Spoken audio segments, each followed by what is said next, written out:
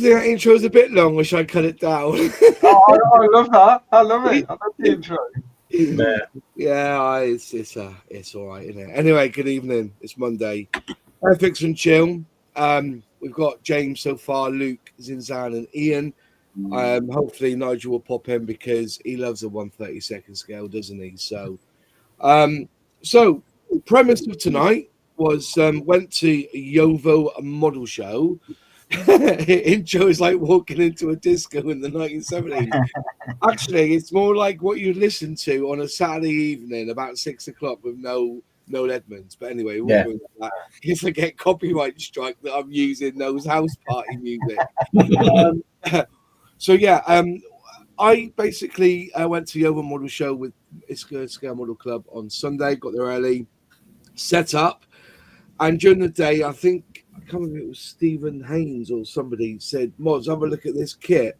So I went over to South Somerset Model Club, So Scale Modeling, and they had on their desk, on their display, a new 132nd Sea Fury. And honestly, I picked it up, looked at it. It was only taped together, all right? And it looked absolutely phenomenal, which then begs the question in my mind, is 132nd scale the new 148? And I share this really because if you're looking at kits as you get older and more refined in scale modeling, me personally, my journey has been 172nd scale, and I'm touching 148 more now than I did back, maybe even 5-6 years ago. Mm-hmm. But then again, the 148 scale I don't believe was as full as 172. Now you may say, no, you're wrong there. But if you look back through the history of Airfix, it was 20 years before they even attempted to do a 148 Spitfire. And, and another few years before they did the Hurricane, which were bog standard childhood dreams of building. Yeah. And now I've got to the point in my life where I have, thanks to Nigel, got a 132nd scale Bearcat to build. But I haven't got there yet. I've got friends. One of my real good pals, Kim, loves his flankers, and he's been building the 148 and the 172nd. But he's got a 132nd scale flanker to build, and he's gearing himself up to build it.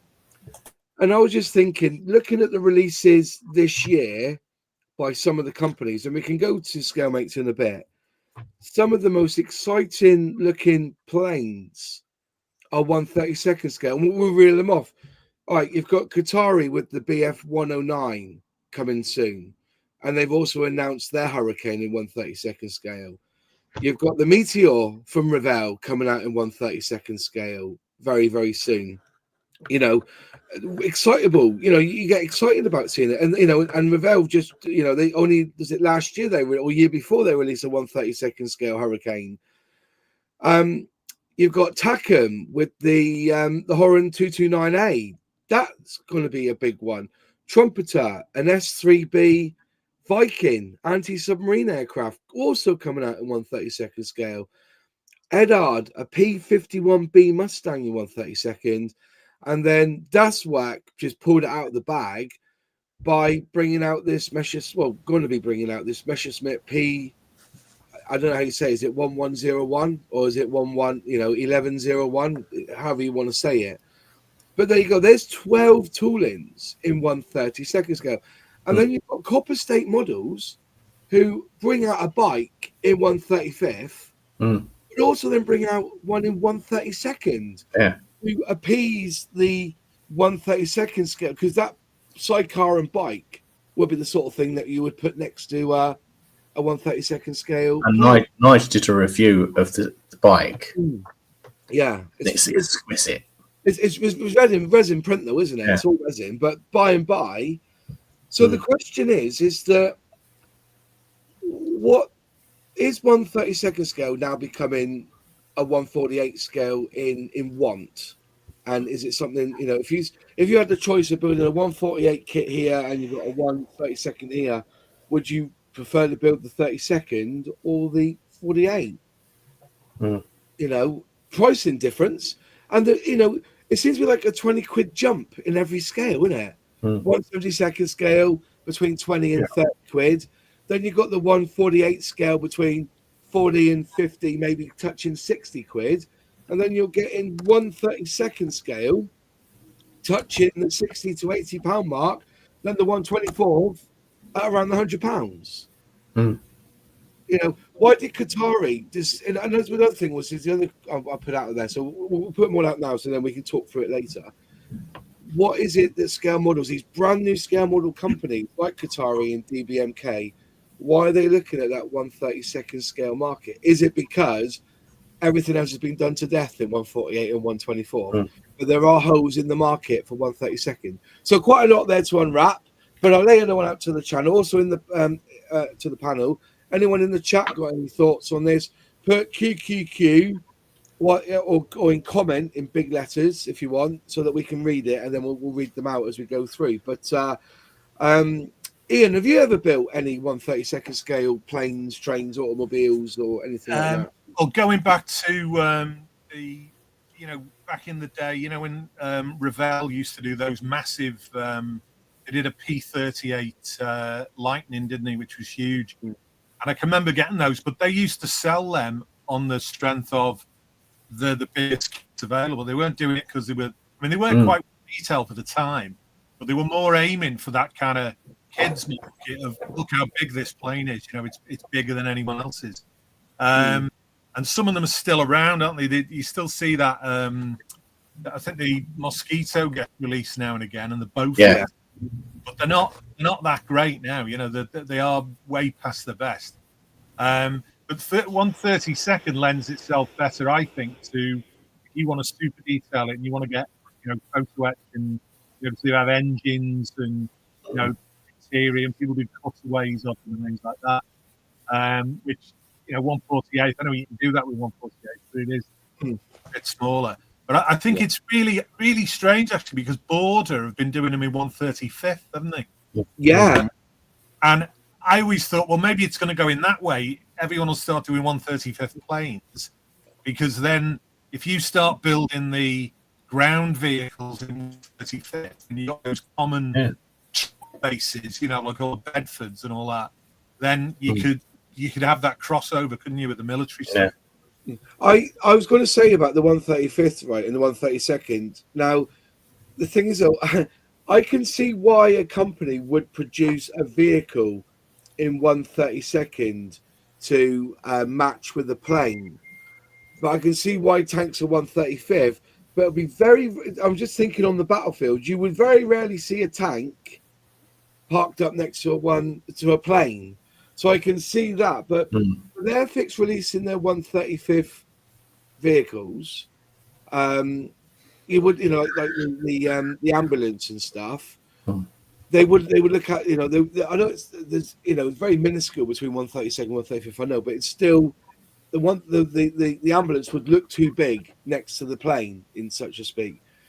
So that's always confused me, is why when it comes to with vehicles, why Airfix have never produced like the lorry and the ambulance and maybe even the Ferret Scout in 124th to match that scale of plane. Do you see where I'm coming from? So it's a difficult one, but then we got Border doing 135th. I'm assuming that they've got vehicles that are also 135th that would match correctly to that plane. Do you see where I'm coming from? Our scales are buggered, really. It is. There's some weird stuff out there, but maybe that's just one way of Border looking at. Oh, we've got this. You've got certain vehicles that will look like. For instance, they may have a fueler, or there's a fueler out there in 135th. Why don't you have the Lancaster in 135th as well, so it'll match? You can do a pretty well proper big diorama with that scale. Who knows? But I think 135th. Originally, when Tamiya started doing it, it was a mistake, wasn't it? I think everyone else was doing 132nd because Monogram used to do it and Airfix. and they started in 135th, and I think it was just somebody made an error, and then they released about 10 kits and thought, well, we'll stick with 135th, and then everyone else adopted 135th. Blame Tamiya again, isn't it? Yeah. Bastard. What do you reckon then, Luke? What's your thoughts on this? Because you've built plenty of 148s over time. Do you find yourself moving towards 132nd? Because you've said that you've got this Sea Fury on pre-order already, haven't you? Yeah. I mean, I've got several 132nd aircraft, 135th aircraft. For planes, really, I wouldn't necessarily go down the 135th route for exactly why you said, Moz, because you're very unlikely, in reality, if you like, to see a piece of armor next to an aircraft. That it's not going to happen. But things like helicopters in 135th, perfect, because you will see troops getting out of helicopters all over the battlefield, particularly the more modern conflicts, if you like. But I do agree with exactly what you said. I think obviously that there's a cost implication when you're going up to sort of 32nd, 24 scale, but these manufacturers aren't aiming this at the new modeler. They're not. What they're aiming at is, as you said, people that have been doing it a while, and as Ian said, now they want to start adding a lot of detail to that particular aircraft that they've got a passion for or an interest in, etc., etc., etc. Well, the bigger the scale, the 32nd scale, for example, lends itself to that. And with the advent of 3D printing, the options are pretty limitless, really, as to what you can achieve if you know what you're doing. And is it value for money? Absolutely, because if you spend a lot of time doing a 32nd aircraft and adding the detail and everything else, yes, there is a cost implication, but you compare that. I have almost zero interest in 72nd scale aircraft because you cannot get that level unless you're extremely skilled. You cannot get that level of detail. You can't replicate it at that scale. 48th, yes, you can to a point, but 32nd, 24th, the bigger the scale, the more you can do with it. And I think that's just part of everyone's, well, most people's modeling journey. You know, I'm not interested in doing a 72nd scale Spitfire. I've got no interest at all. But maybe 10 years ago I would have. Do you know what I mean? But now I want to build a 32nd scale Spitfire that's a really good kit from a really good manufacturer where I know I can get lots of aftermarket and really add that detail to it and make it pop. I can't do that at 72nd scale. But then, you know, we are, as I think Nigel said last week or the week before, we're probably the 15%. Do you know what I mean? The 85% quite happy to whack an Airfix Spitfire together. In 72nd scale and paint it with a brush, and they're happy with it, and all power to them. But for me, it's not my thing, and those manufacturers aren't aiming it at that 85%. No, they're not. They're and also that very small demographic. And also that probably maybe even that 65%, not the 85, but just say 65%, haven't got the funds to build. You know, I was just saying that. I mean, if you say you're a parent, I am not, but say you are, and you've got a teenager, I don't know, 13, 14, and they want to build a model of a Tornado. So you've got several options there. You have, You can get the Revell 72nd scale Tornado for about 15 quid. You can get the Revell 48 scale Tornado for 30-ish in many, many different guises, different markings, etc., different nations. And then you can get the Revell 32nd one, which is shocking. I built it. It's terrible, but it's not good. But you can get that for about 45 quid, maybe, if you don't shop at Hobbycraft. Or you can spend 110 quid and get the Italieri 32nd scale one, and then get all the aftermarket and spend another 150 quid to turn it into something very special, because that's a great kit. Yeah. Well, which one are you going to go for? Because your teenager is not going to sit there for the next year and build that Italieri kit with all the aftermarket. And they're not going to do that. So you're going to go on Amazon and you're going to order the Ravel 72nd one. That's what. Well, this is it. Well, you know, what is one of the what was, you know, I remember years ago, whereas you were going to a shop and you would see 4 different scales of Titanic, and you would have the Airfix starter set Titanic, which is 12 parts. You know, you've got the hull, the deck, the cabin, and you got the four funnels, and then, you know, and you had all the paints with it.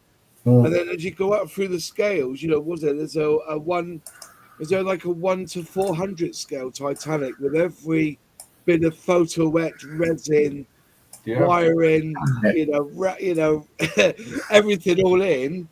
You know, and even if it's that, you got a kid who wants to build a Titanic. There's plenty of Lego ones out there as well, isn't there? You know, of course. So and that's the thing. And I don't think it's the new 48 scale. I don't think it is, because there is a space issue. First of all, you know, a 32nd scale aircraft is a lot bigger to display than the 48 scale aircraft. It just is, and 48 are bigger again than 72nd. But the kind of market that they're aiming at, people like us, really. Firstly, we've got the space. Because most people that are going to sit down and spend a lot of money and a lot of time putting a 32nd scale aircraft together, their kids have probably left home. Yeah. They've probably got what's behind me here and what's behind all of us. They've got the space to firstly to build it, and secondly to display it. That's the thing. And so it's appealing to more experienced modelers, shall we say. Not better, just more experienced. People that have been doing it longer. And now they have a bit more of a disposable income, they have a bit more space, a few more tools, and they can do it justice. And that's the market they're appealing to. Yeah. Just got to add to that, because I put this up on our Discord, and Model Minutes, Matt, he said straight away, he goes, hot take, as scale modelers age, they migrate to larger scales. 72 was king, then 48, now 32nd. Possibly a combination of more living space now the kids have moved out, more disposable income, and health concerns with eyesight becoming poorer over time. Now, I get the eyesight bit, but the bigger you go, the more little the parts there are. Absolutely. Look at some of the mini art 135th scale kits. Love them. That's just Well, if you're talking about armor, wouldn't that make what's the next scale up? 116? 116. Wouldn't that make 116 the new 135th? Yeah, I don't think it is for again the same reasons: storage, cost, and everything else. But there is a certain percentage of modelers. 116th has seen a massive popularity in recent years. But you look at a 116th scale Sherman and compare it to a good 135th scale Sherman, there's so much more detail that you can achieve on that 16, to the point like Spud Murphy, classic example. He turned a baseball bat out of wood on a proper turning machine to put in the stowage on his 116 scale Sherman. You wouldn't do that at 35th scale because it's or very few people would. But at that scale, it makes all the difference. So again, it's that level of detail that you can achieve. The same as a 32nd aircraft. There's a lot you can do with a 32nd scale engine that you can't do at a 72nd scale or 48. There's another aspect to it as well, because if you go up in scale and you're going to ship a detail, that also means you will take a longer time building it.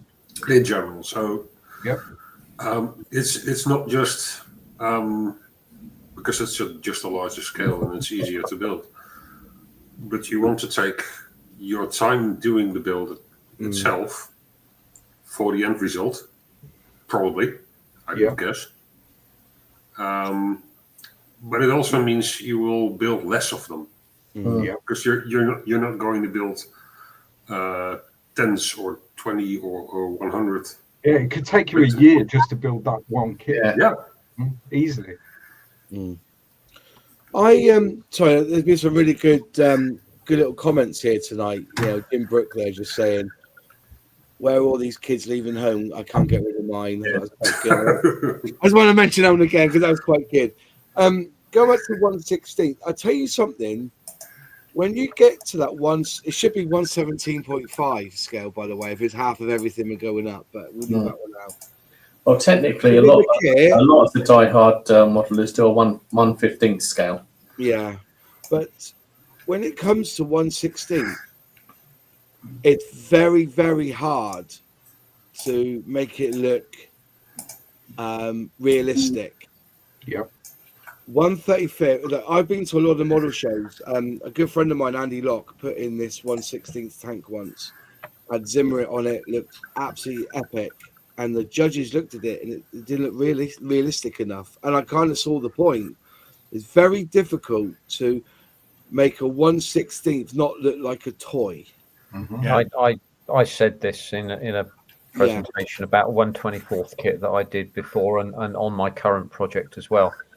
The challenge is not building the kit, it's actually making it look realistic. That's the challenge. And if you've got good skills with an airbrush and you prepare the surface properly, then you can end up with a terrific result. And there are all sorts of things that you can do, and the larger the scale, the better it is. I think that 1/32 scale is the ideal compromise between being able to get away with something at 1/48, for example, because the scale's too small, and there being nowhere to hide at 1/24 or 1. Yeah. I've got the Airfix Vintage Classic Mustang hanging around to do at some stage, and I've got some 3D printed stuff to go in it. But as I've said before, there's nowhere to hide. If you're going to get it wrong, then you're going to get it wrong in a fairly spectacular way. And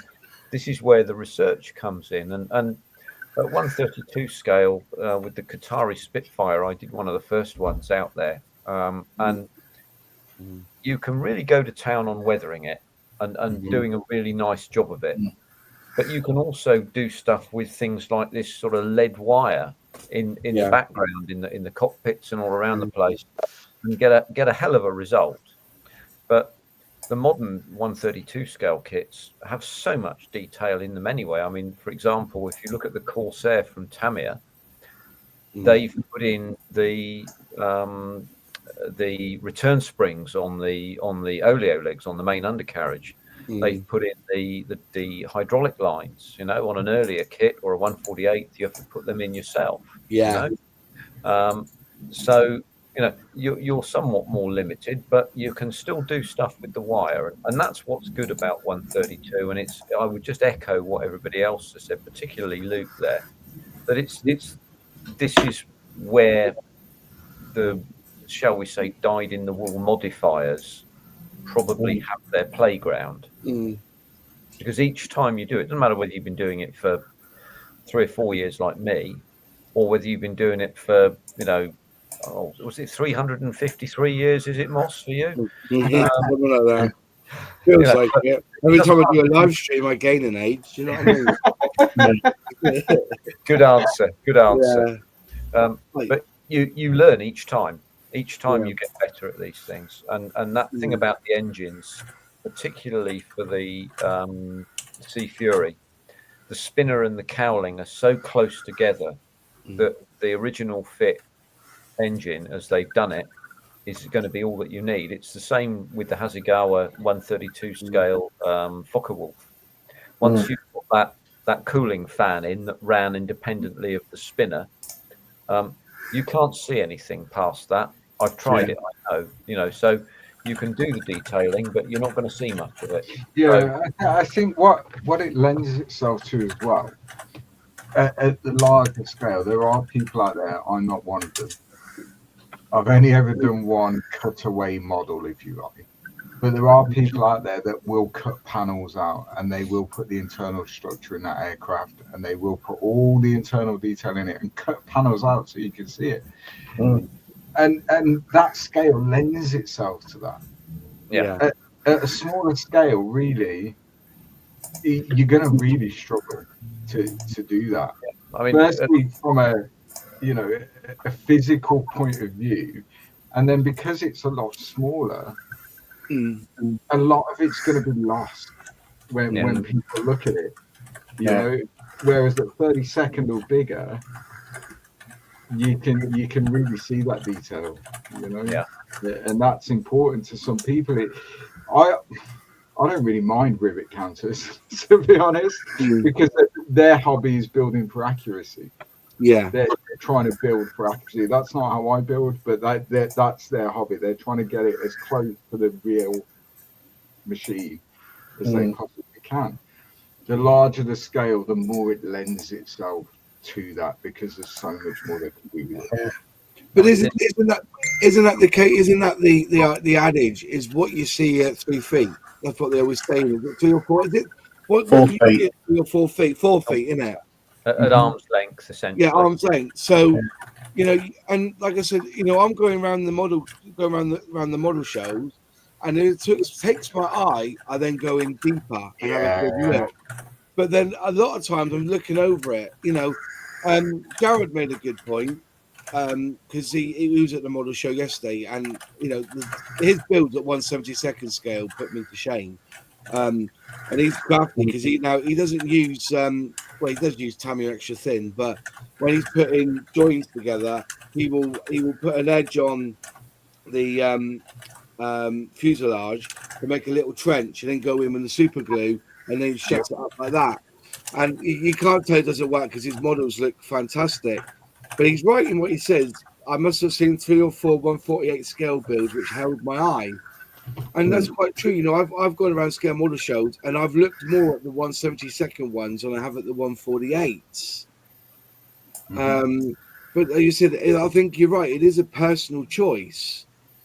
But then building 1/48 is started to become a bit more nicer for me to build. Yeah. And also with the 1/72 scale, I can build a 1/72 scale, especially using outlaw paints, in about 3 days. Whereas a 1/48 will give you a challenge for up to 2 weeks. But then when it comes to 1/48, 2 weeks, that's rushing it.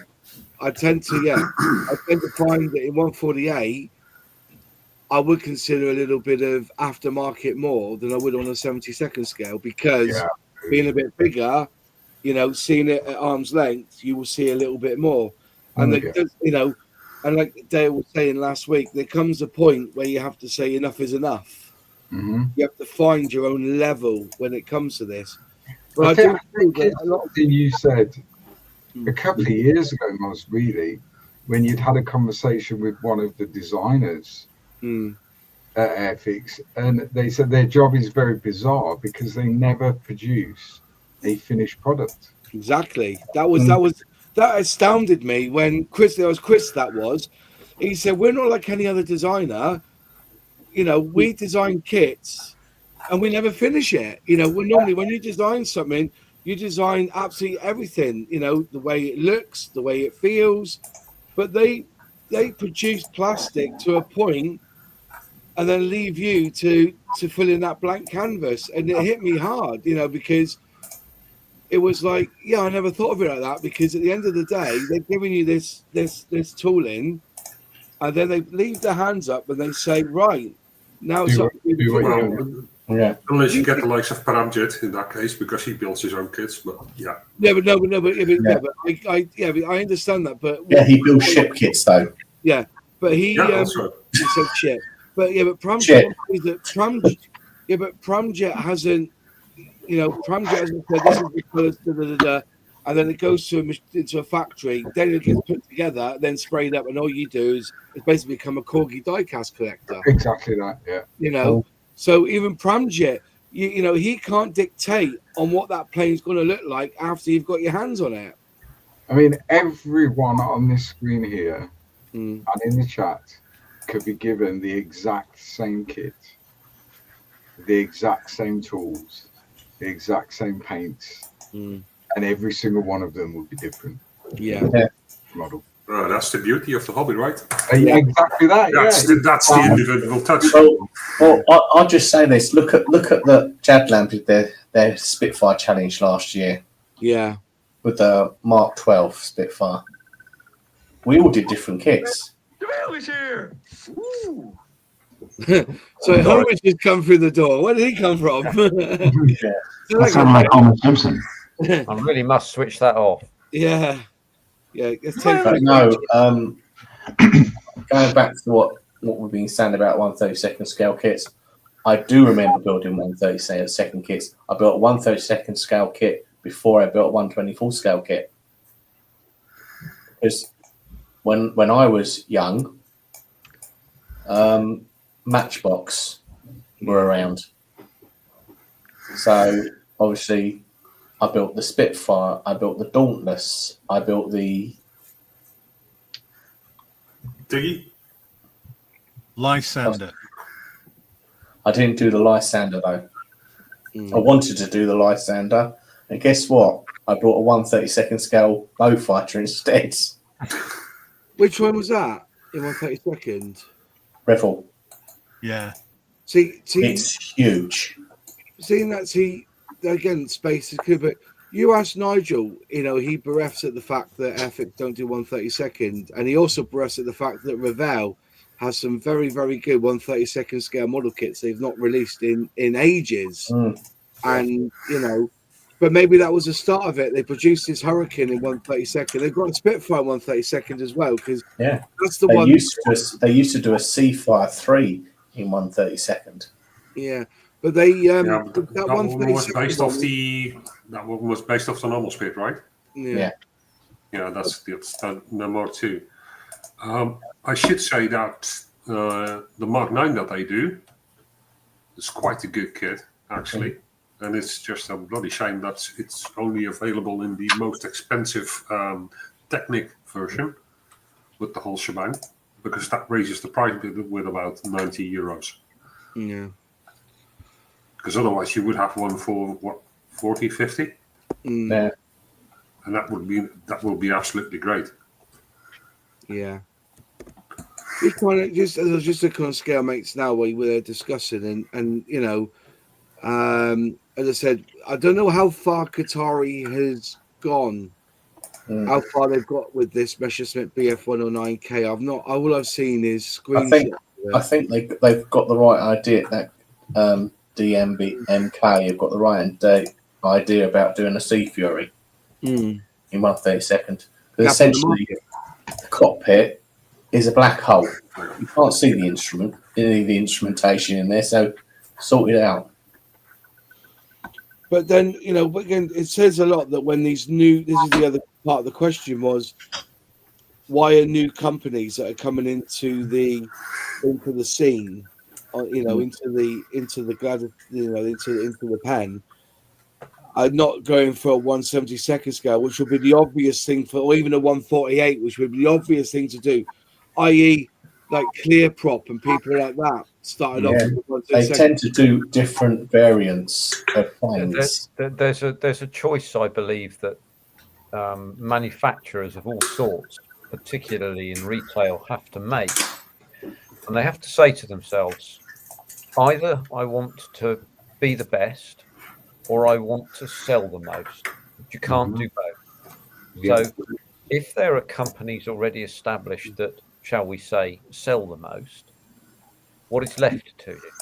Well, in that case, what you do is you bring out, like Qatari did, a very highly engineered, high quality, simple to build Spitfire, and then you follow it up with some other kits of the same sort of ilk, and then you start to expand from there. In the same way as our friends at DBMK have done with the Sea Fury. But is that Qatari the best Spitfire in 1/32 scale? That's a question you got to ask, because a lot of people have said It's good, but it ain't Tamiya 132nd. No. I've made a Mark 16 Tamiya and I've made a 132 Katare, and they're both good.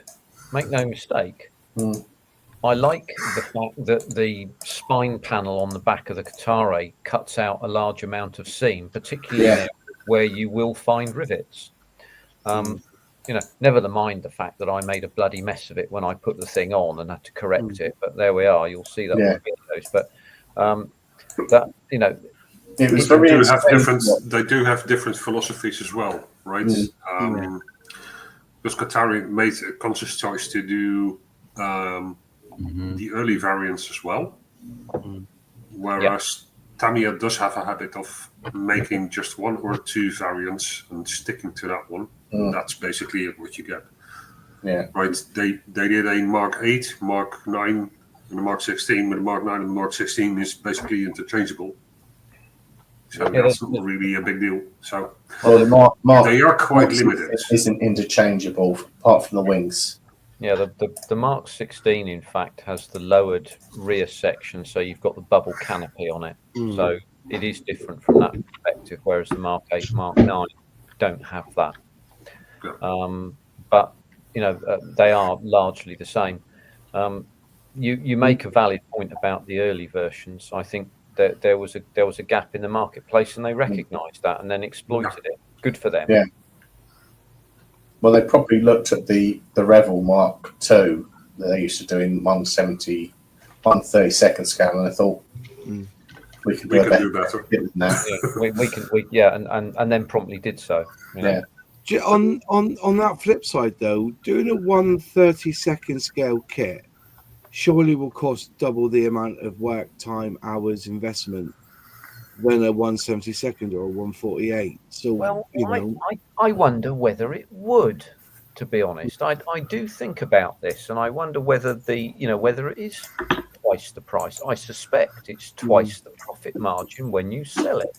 Yeah, and I think that's why people do it. Hi-fi products margins at retail sale are quite large, and that's because they don't sell very many. They have to generate they have to generate a profit from it. I think as it is with them. So especially if they've got valves in. Well, they might indeed. I mean, they're very small production run products, those. But I think as it is in hi-fi, so it might be in modelling that the 132 scale is the high quality end of the market. The customer expects a certain standard, shall we say, and is not prepared to tolerate it if they don't get it. I would suggest because they're quite exacting. So you get things like almost photographic decals to go onto instrument panels and things of this kind. They look very, very good when they're done. And so therefore you have you are catering to, as I think Moz and Luke said earlier, the old buffers like me who've haven't got any children at home, and no good nodding if I say buffer about myself. They're catering to people like me. I suspect I'm right in their crosshairs. DBMK2, and I'd buy one of those without a second thought. Just quickly, I've just muted Dirk because every time you click your mouse, it's hell of a loud. So I've just muted you for a minute. So when you want to talk, just unmute yourself. But your mouse, when you're clicking, is hell of a loud on the screen. Okay. So I think in relation to time and the time you have to commit to a build. So as an example, you take the 132nd scale Italieri Tornado, and if you're going to build that out the box, you're going to spend less time with that because of the quality of the kit than you are on the Revell 48 scale Eurofighter, because you can achieve a much better standard of finish with a better quality product. It's going to take you a lot longer to achieve a standard and a finish that you're happy with with an inferior quality product, although it might be of a smaller scale. That's just, yes, you can whack the Eurofighter together quicker, but are you going to be happy with the finish than if you whack the Italieri Tornado together? That's going to look a lot better without much finesse and without much work than the Eurofighter is going to. And that one's a smaller scale. So the time thing, and if people have got a passion for a subject, they're willing to spend that time. They're willing to, and then they're getting value for money because the cost is greater, etc., etc. So I think they're aiming for these companies that are newer manufacturers that are bringing out larger scale aircraft. They're aiming for a completely different market, and I think Zinzan's absolutely right. The 70-second scale market is sewn up. It is sewn up. You're going to really struggle, apart from maybe Armour Hobby with their Hurricane, I think it was, that was sort of renowned as a fantastic 70-second scale kit. Yeah. From a manufacturing point of view. But in the main, there's an exception to every rule, obviously. But as a general rule, the 70-second aircraft market is sewn up. It's sewn up by the likes of Airfix, Raval, and these big manufacturers that are popping out kits left, right, and Chelsea. But actually, like I said earlier, I've got no interest in building an Airfix 70-second scale speed. Oh, you have. You've seen them at Audi for £6. You'll buy one just for the. Yeah. But some people that's their thing, and you see it all the time on the internet. Audi have got these kits. It's the same 4 kits every year, and they're £6, and people are going and dropping like 300 quid in Audi and buying 16 Shermans. Whatever. All power. Well, they're nice for dioramas. I might be the odd one out here. I live quite near the aviation hobby shop near Schiphol. Yeah. And that basically has every possible brand you could conceive of that does 1/72 as well. And there are so many different options available for you, even if you want to go in the smaller brands. The big companies do tend to stick to your average fare in that respect, in 1/72. But the known things. It is the smaller companies like the Clearprops of this world, the RSs. They're a bit more rough, and they're low run, KP, small run. KP, for instance, those are basically go for the money quick. Yeah. To be honest, but they do have their good spots. Yeah. But it is the smaller manufacturers who tend to do the more esoteric subjects, which you won't see in 148 or 132nd at all. Or at least you'd be hard pressed to. And if you do get them, they're basically in resin. That's where you end up with 8PH, for instance, with a completely built-in fiberglass resin, 148 B36, which is more than a meter long. Yeah. I think that's a wingspan of 4.5 feet, I think. I did try to persuade Nigel to get a B36, but he poo-pooed it. Julian Hall says, "Is 132nd. Is 132nd better value than 148, or is it a straight fight of price versus basic display models?" Again, it's your wallet. It's you've done the hours at work. You pays your money. You makes your choice, surely. And if you feel that you're going to get more value, more time, more sense of satisfaction at the end of a building a 132nd than you would with a 148, then how do you cost value? And that's like I said, if you look at Airfix, you've got that Jaguar come out at £53.99. And I know the debate already that people are saying, why is it only wheels down? Why fuck about with a big sprue of a big sprue of weaponry when you could have used that sprue and time and energy to make it wheels up. I get all that, but that's the thing, you know, the kit is packed with everything you need to build that Jag, and if you didn't put the weapons in it, it wouldn't look right anyway. I don't think you wouldn't, you know. Well, if they didn't put the weapons with it, it would look like a Hasegawa kit. It would. Yeah. I mean, you would probably end up buying the Hasegawa crap to put the weapons on because they're not that brilliant either, are they? Well, this is my experience from building 148 scale kits. I was building them when Hasegawa were quite popular. Yeah. And I was quite disappointed when the planes didn't come with the weapons. Mm. So, oh yeah, you need to go and buy this set or that set. Mm.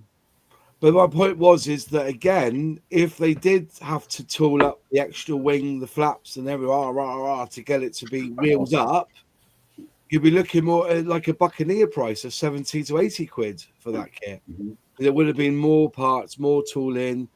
You know, what you're getting 8 sprues in there already. They'd be more like 10. So yeah, I get it. But as I said, value comes with value. You know. I think that's why there's not been any kit manufacturer tooling up the B1 Vulcan. Yeah, because it had straight wings. Sounds about right.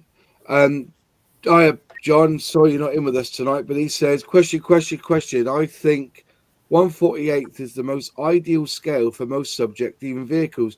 Well, for diorama chicks, that's what it is. You know, you want to build a 1/48 plane and you want to put vehicles with it, you go straight down, you know, you build your Airfix 1/48, then you head off to Tamiya and buy their 1/48 range of vehicles. Or at the moment, you know, you've got the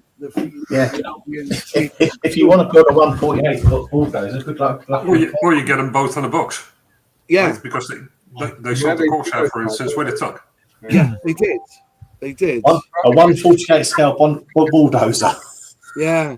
And what I'm saying is that's the crack, isn't it? You know, you know, like I said, I think Airfix should, you know, me personally, because their range of 1/48 planes is huge compared to some manufacturers.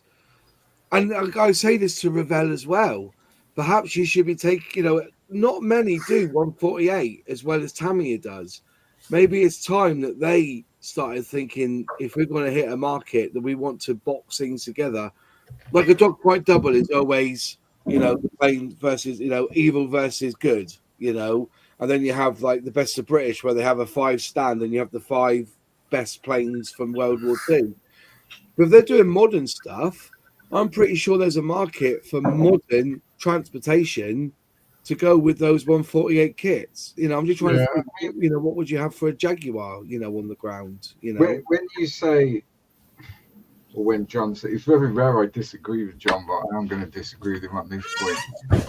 I don't think 48 scale is the best scale for most subjects. I just don't, because if you're trying to depict, I mean, how many vehicles, if you look at reference pictures, even during World War II, how often do you see vehicles next to aircraft? It's not that common, really, and certainly in more modern subjects, it's not common at all. No. What is common is you will see things like airfield equipment, ground crew, that sort of thing, which is very lacking unless you go to a very niche manufacturer that are using resin and all that sort of stuff. You can, there you go. But it's not common in, you know, most manufacturers. I think they're missing a trick there, definitely. Sort of airfield type structures, airfield equipment, ground crew, and all that stuff. Tractor puller things. The vehicles themselves, personally, I think 35th scale is the best scale because it's a good compromise between real estate on your shelf, size-wise, and the level of detail that you can achieve should you choose to. Okay. So I don't think 48 scale would lend itself to that level of detail for most vehicles, particularly more modern subjects. We need somebody. We need to actually talk to. I'm going to get Russ on from Jadlam. I want to say, here you go, Russ. Jump on, and asking questions like, how does 148 sell against 172nd? And I know that he will probably look at it profit margin wise and look at it from, you know. But like I think, is there many times that somebody buys a 132nd scale plane and then buys a 135th vehicle to build it alongside it? I doubt they would, but I bet there's a lot of people who would build a 148 plane and get the vehicle to go with it to make it into a diorama, because I think dioramas take up space anyway, don't they? And I think I see a lot more of that. Yeah, they can do, but I think again for me, like a 35th scale Black Hawk, for example. Yeah. You could do a lot with that kit in combination with the 35th scale Humvee, some 35th scale figures, a nice diorama base. There's a lot you can do with that. At 48 scale, you start to struggle a little bit because the figures and the vehicles and everything else, if you can get them currently, then they're not going to be the best. So you're going to struggle to achieve that level of detail and that level of interest. Okay. Whereas give it another 5 years, because there's lots of people out there now who are designing really good quality figures that you purchase the STL file, and you print it at home, and you can scale that to whatever scale you want. And give it another 5 years, that'll be a thing. Is it that simple to do that though? Just scale it up and down? Yeah. To be honest, I've just had a look through this book, Wing Leader. Oh, okay. There's two pictures. One of them is with a what's it? Catering truck. Mm-hmm. The other one's with a tug. Yeah. Tractor. The tugs, yeah. They're not parked next to a tank, though, are they? No. So that sort of airfield equipment, a massive gap, I think, in the market. Like you built that tug, Mars, that 48 scale Russian tug, naval tug that Nigel's just built as well. That's ideal to put next to a Su-33. Yeah, and 27. Yeah, that's what we do when I go to the model shows. And Kim's there with his 148 flanker. We didn't this time, but 9 times out of 10 when I'm there, I'll put that tractor near it because that's part of it, if you know what I mean. And I think, and that was that was a very good decision. Yeah. Is it Riffield model? Yeah, Riffield. That was very good. But that's what I think I think a lot of us are looking for. And when I say this, and I don't say it disrespectfully, but when I see like the Revell, Airfix, even Tamiya bringing out something that's already been done to death, I think, why don't you just put? Was it a Spitfire? The things you could put vehicle-wise next to a Spitfire that would probably sell just as well and would look good on someone's shelf once they've built it. It doesn't have to have a diorama base or anything. Just having the Spitfire there. I think somebody mentioned it in here actually. The starter crates, I think they're called, aren't they?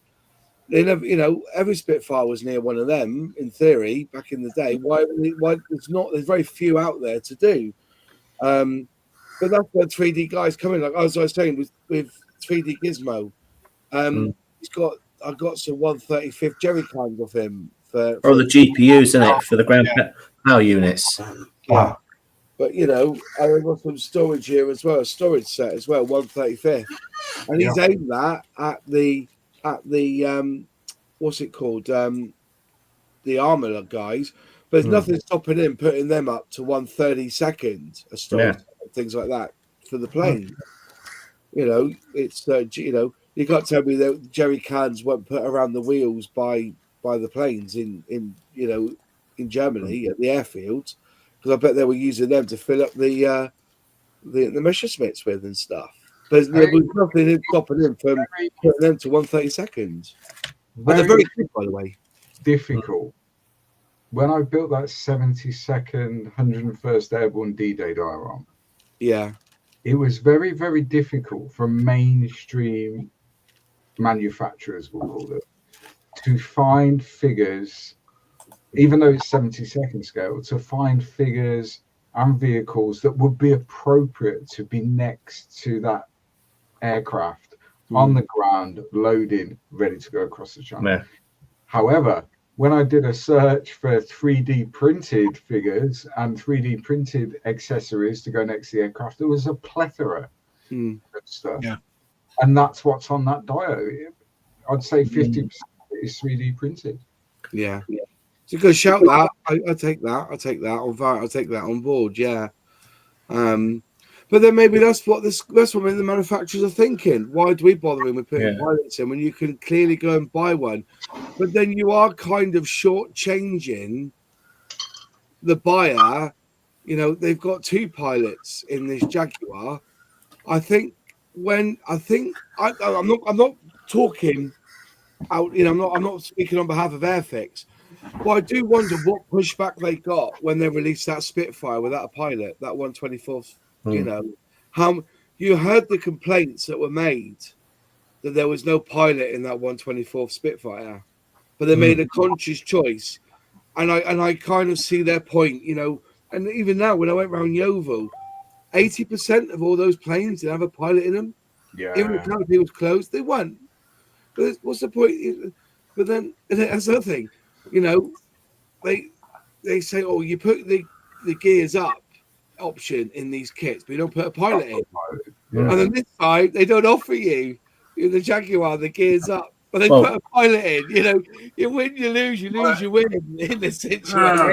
How many people you could use the pilot for other stuff as well. Yeah. in their bits box? They've got pilots of all scales that they come in the kit, and they've taken it out of the kit and they've built the aircraft without the pilot in it, and it goes in the bits box. That's where it stays. There is one reason why they might reconsider doing that, because you used to have PJ Productions, for instance, who did a lot of those pilot figures in the past, but and there were some other as well. PJ has stopped because the guy basically said, "Okay, I'm going to enjoy my old age pension." So he basically wrapped up his business, but that leaves a gap in the market, which makes it quite achievable that a company like Airfix, for instance, could reevaluate why not bring another pilot back in. It is more expensive because you have to do the sculpting, most of it at least, in some cases, because you have to adjust the model of the pilot to the cockpit that it's supposed to be in, and that is usually the most expensive part of creating a pilot figure. But see, now you don't have to, because you can scan them. Yeah, you don't have to sculpt it. And Yeah, I think the gap you don't have to sculpt, but just still someone has to make the design and offer it. Yeah. the gap in the market is now being filled by the 3D printed models. So I can see why mainstream manufacturers like Airfix, for example, or Tamiya or whoever, although Tamiya's new injection molded figures are really good. They're really good. Yeah. But I can see why they would go, you know what, we'll consider this as for the aftermarket guys and manufacturers to do, the same as they used to do with P cockpits, resin cockpits, and all that stuff. I can see why they're doing that, because now, even now, there's not much you can't get if you know where to look. Give it another 5 years, and most people will have, most modelers, I should say. I'm not sure. That's what we said 5 years ago as well. That's what we said 5 years ago when the whole Corona business broke out, and we all said, okay, yeah, everyone's going to get a printer. That's almost 5 years ago. Okay. I'm not quite sure if that's going to happen. Well, I know at least 10 modelers that I speak to all the time, and every single one of them has got a resin printer and uses it all the time and buys STL files. And the more user-friendly it becomes, and it will, and the cheaper the cost becomes, because it will, like with everything, the more popular it will become. Yeah. 10 years Yeah, ago, I do have one, right? I do have one sitting in the garage. Moss uses his 3D printer all the time, don't you, Moss? Yeah. With a Decalin. It's the best thing for Decalin ever. That one. It's one of the God, what was it called? Not the Anycubic, the other one, Elegoo, right? Elegoo. So one of the 3 series. Yeah. The problem you still have, and you're still going to have, is doing the resin, the smell, and the cleanup of all that business. That's not something you can do in a small housing situation where you have kids running around. So it's going to require a separate room. It might very well work for the lot of us, right? We don't have kids at home. We have the space. We have the rooms available. I don't quite see it as a mainstream option. At the moment. Yeah, but that's the same argument that I heard 5 years ago. That's 30 years my ago, point. No, but 30 years ago, you wouldn't have seen acrylic paint as a mainstream option. Yeah, But it is now. I'm not quite sure. I think that when it comes to 3D print, everyone's got a mate who's got one. Do you know what I mean? If I want something printed, I would go straight to 3D Gizmo and say, "Hi mate, can you print this off for me?" Because he said to me, I want him to scan my face. You can ask your mates, yeah, and make a pilot out of me or something, So I'm going. But I'll tell you what we'll do is I'll give him a shout because I saw him at Yeovil at the weekend. Yeah, I will go and speak to him and get him to come on, and he can talk about how he sees 3D print. But at the end of the day, I would rather, because like I said, this storage set for me was 13. Well, he gave me 10% discount, but say 13 quid. There's a lot on there. I'd rather just give him the money, me personally, than worry about printing, the time, the effort, cleaning it up, etc. And that is one of the big things. But then again, if I do get a 3D printer, I do think Luke's right. I'll be somebody that will be playing with it all day, every day, and doing something with it. But at the moment, I don't need to. I've got friends who do it, and I might just, and I'd rather pay somebody to do it at the moment. That's where the lights that are. goes back to airbrushing when I hated airbrushing at first because I was forever clearing out the airbrush.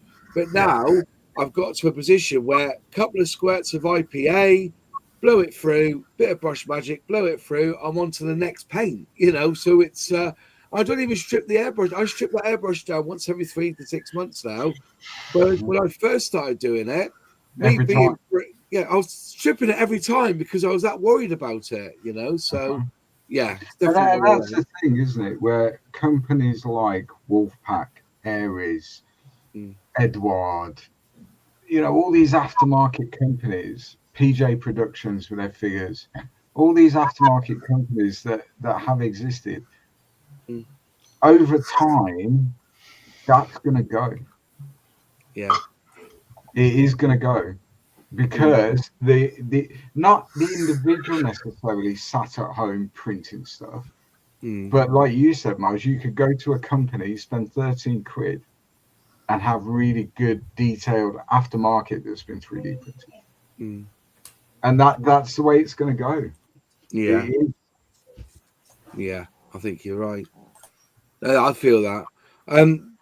That's a good comment there from Celtic West saying, why don't the big manufacturers sell sets of pilots? And I'm sure that Tamiya did, but every plane is a different pilot as well. It's like saying why haven't Airfix designed new bloody stands? The stands we got were printed in the 1950s and they're still the same with that Star Trek based badge and everything else. I don't know why the Star Trek based badge is cool. Well, it's not The really. completely transparent one. With the shadow stand in the Eurofighter kit. I've got to be honest, I thought that was all. Yeah. I don't know why they don't. I think it'd be a good idea if they did. Then it would question. But then again, you are a lot of modelers. You see it when I do a review video, and there's something not right about that kit. The scale modelers all zero in on that point. And when we released that 124 Spitfire without a pilot, that was the zero in. That scale modelers felt they were short-changed because they spent all this money on a kit and then having to spend more money because it hasn't got a pilot or the wheels are slightly wrong. I think it was Nigel who got that new 148 Albion 3-point fueler, and somebody said that the wheels are wrong. The tire tread was wrong, yeah. He had to go and get the 3D resin wheels of it because it was correct. I don't blame him, but I bet deep down inside you, because somebody had mentioned those tires are wrong, deep down he felt a little bit shortchanged that he had to go and spend money on getting the correct tires, and that is something that scale modelers are. It's mostly a point of, do I care enough to switch out the tires? Right. And I would. And I don't. Scale modelers do though. Scale modelers. The danger is that when they scan that tire tread, for example, off an Albion 3-point refueler, that will be a restored vehicle. So when you're looking at a piece in a museum, the tire tread is probably wrong because those tires were only available in 1943, and by the time they restored it in 1965, the tread was different on the tires. So they've scanned that, put that in the kit, and then someone who really knows about that vehicle has gone, actually, I think you'll find that tread's wrong because in 1943 it had this tread on it. And then it's down to, like you say, Dirk, whether you care enough to go out and buy aftermarket wheels with the correct tread on them. The debate's been raging now since that first Scout came out. When there was 8 or 9 people on that video that I did when I was at the museum and I showed them the sprues. They'll give me the sprues to look at. There was 8 comments that people said, well, it hasn't got Goodyear down the side of the tyre. And that was enough for them not to buy the kit. You know what I mean? It's like, oh, come on, there's worse things than, they're not having Dunlop on a tyre. I could name you one thing, catching your foreskin in your flies. That's worse, you know what I mean? They're worrying about it's got Dunlop. I'm sure there are some modelers around that would use that as an excuse not to buy a kit as well. Yeah. Everyone, it's all the same, mate. Every single time. There's always something. But, us scale modelers, when we spend all that money, we feel shortchanged. And there's the man now. Nigel, you felt shortchanged when those tyres were wrong, weren't you, on that Albion? No, I didn't at all. And I just want to correct, it's not the Albion, it's the 1500 weight. Oh, 1500 weight, sorry, yeah. The problem I had, I looked at the kit, I looked at the review, and it's beautiful. And then someone said, you need to get the aftermarket wheels because the tyres are wrong. Yeah. And it's just like Luke said, I can't unsee it now. Yeah. Tires are like balloon tires, which is probably all that was available to fit that truck on the restored version, the Airfix scan. Yeah. And that may very well have been a 1950s tyre anyway. So it would have been close at the time. But not the DEF model tires. Now, the thing is, the kit is $17.99. The bloody resin tires, which are cast, they're not 3D printed, by the way, are £13. It's like,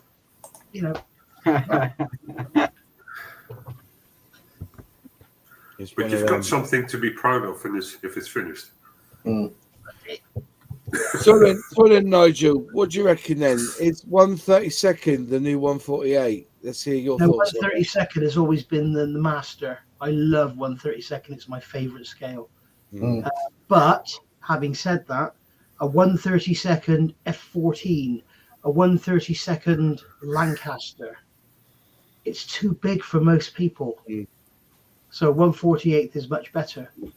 So I think 148th will forever be the god scale, although I think 132nd is my favourite. That's my tuppence. Yeah, it's to do with size of the vehicles where you wouldn't want to build a one. Well, you might do. You might want to build a 132nd scale behemoth. You wouldn't build a 132nd B1B bone, would you? Yes, I would. Would you? That's really a hell of a kit. 1/32 scale is like 1/32 on that thing. It's huge. There's a company that we're going to bring out a 1/32 F111, which is never appeared. I'd love that kit. Yeah. Wasn't there a company in Halford a couple of years ago that were going to release the 32nd SR1? SR71. Yeah, 71 Blackbird.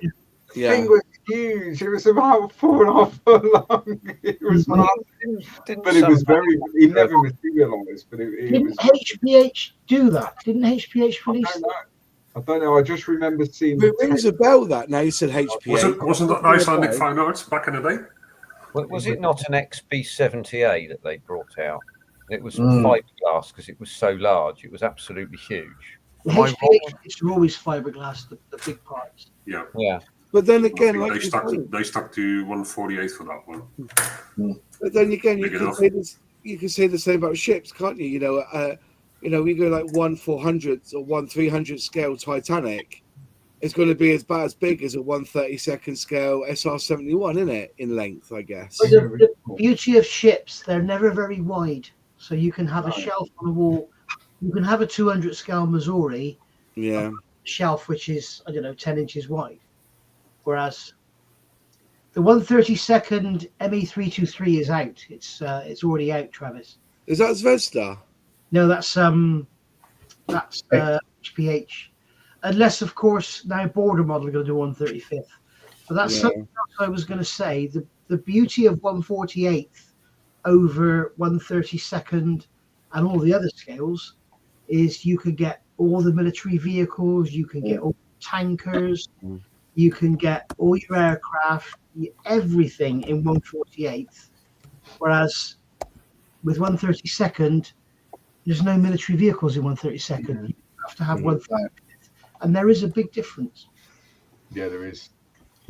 Especially when I did compare a 1/32 Huey to a 1/35, and people could not believe the difference in size. Yeah, it's very noticeable. Yeah. I mean, the Bismarck isn't a small ship. Right? No. Or wasn't a small ship. So this is a 350th scale Bismarck. Oh my God. That I'm currently building, hence why it's not finished. But that is it's less than a meter long. So it's what, 800, just over 800 mil long. But like Nigel said, it's very thin. Yeah. So you can pop that on a shelf and it doesn't take up all that much real estate. If you've got a 32nd scale jet, that's going to take up a lot of space. Yeah. I mean, I did that 1/72 Catalina PBY. Thing was gigantic, right? It was huge. I've got the 1/32 scale one, John. Oh, you got to be kidding me! That's twice as big. Beautiful. That's crazy, man.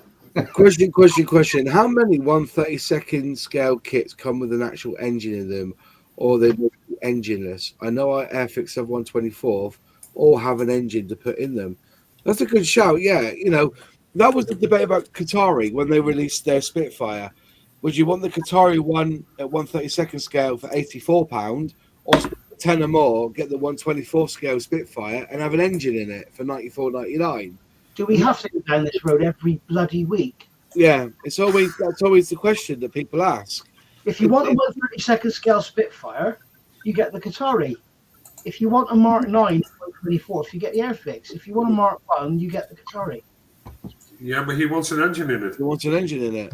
The thing we put the engines in though, and this has been true of the 1/24 Airfix ones. Some of them you can't have the engine in and put the panels on because the engine's too big because of the thickness of the panels. So the beauty of 1/32, you can get the sort of scale thickness panels, and they are stronger, but you can't always guarantee they're going to fit. If you think about it, Ian, then you get the ICM problem again, which they have because they did 48 scale ones. So you get the panels and you get the engine, but you can't properly do them both because then you get all sorts of fits issues. Yeah. But I think the question was more like, do we get an engine? Is that a motor? An electric motor inside? Does he mean that? You got to remember, guys. I mean, every kit you get the instrument panel is always too small. Because the instrument panel is designed to fit out to the skin or the stringers, and the plastic is so much thicker than the scale.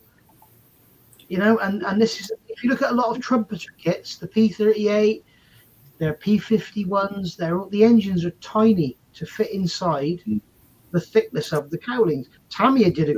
They're not the scale. Yeah. Cowlings, but Airfix. I mentioned the Invader, but don't go there. If it had the right engines, it would be all right. But the 124 Spitfire Mark 9, if you watch my videos, I actually fitted the cowlings to that over the engine. I had to scrape them away there was nothing left to make them fit. But they fitted. And God rest So there was scale thickness then. What you say, Al? I didn't hear that. So you made them scale thickness. In certain areas, yeah, to fit over the engine. Yeah. We sanded them away to nothing. So this is... he was shining a light through it. It was that thing. Yeah. I remember now. Yeah. Just quickly, going back to that Sea Fury that I saw on Sunday, they said this is what they've done for their engine. They've just put this front on it so you can see the edge. Because once you put the shroud on, you see bugger all of that engine anyway. That's right. Yeah. Right. That's the back of the engine, Moss. Surely. That's the front. No, it's the front, Nige, because the cowling goes over the top of that, and then the spinner fits into the middle. Yeah. Because the distance in between the spinner, the outside of the spinner, and the inside of the cowling is so small, you can see almost nothing. Yeah. Why has it got? Is that exhaust on the front or is that inlets? Why has it got that on the front? Normally that's on the back. Yeah. It depends on the engine. This is the Bristol Centaurus engine. Yes. So it's different from the because they're talking about doing two engines for this particular model. Yeah, they've got the 2800 Pratt & Whitney going in, haven't they, as well? Yeah. I mean, the R28. The one at the fleet, and the engine on display in the Fleet Aero Museum has those exhausts on the front as well. Yeah. Are they also intakes? Oh, they're exhaust, Nige. Exhaust, Nige. On the front? Yeah. Bloody hell. Why would they do that? Because it's a cramped design. The radial engine on the planet has the exhaust coming out the back. It's 18 cylinders. Come on, you don't have that much space. You have to do it anyway. It's got baffles in there as well. Yeah.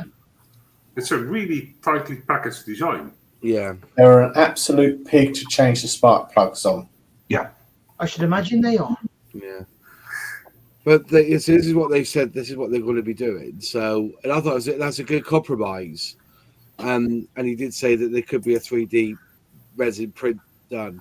Yeah. But when they do it, they're going to do a different version because it comes with a four-bladed prop instead. This was a 5-bladed prop, but the other engine with the Pratt & Whitney will have a 4-bladed prop on it as well. Yeah. But I just thought that was a really nice compromise. Really nice compromise. But it's the right thing to do because the cost of producing the engine would be astronomical for no benefit. Totally agree. Yeah. When I saw that, I'm like, oh, that's a great idea.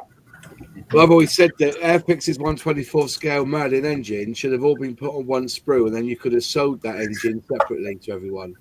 I've said that from when I first saw it. I said, why do you not put all? Because the engine doesn't all fit on one sprue, does it?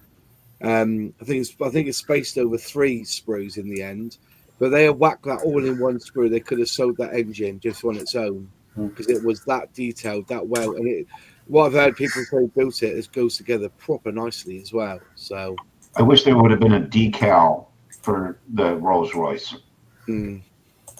right? Because even at 24, I just can't. I just can't do that. And on the cam covers, you mean? On the on the top of it, it's the rocker covers, the rocker covers, that would have been fantastic. Yeah, but oh well. But they have to pay extra money for that. But then it goes, now you've turned up, why do you think these new model companies are going for the 1/32 scale market because Qatari, you've got the DMBK, and also going back further, Wingnut Wings are all 1/32 scale, aren't they? Yeah, somebody mentioned that. Did they? Yeah. It's probably because nobody's releasing 1/32 scale kits anymore. Yeah. Tamiya were producing some absolute they just stopped overnight. Academy aren't releasing anything. They were doing the F-18s and the F-16s. Well, nothing new, at least. F-6 and stuff. Trumpeter don't seem to be releasing anything anymore. It's a market. Revell is the only ones, basically. But I do wonder, going back to that with your Sea Fury, there are so many companies now producing 1/32, 1/48, whatever engines that are an absolute work of art. Rather than producing, why don't they just buy those engines in and put it in the kit? Yeah. Get it? If somebody's out there producing an absolute masterpiece, 1/32 scale. I had the same problem. I had the same problem because I bought the Aroni engines for an SM79 to put them in there.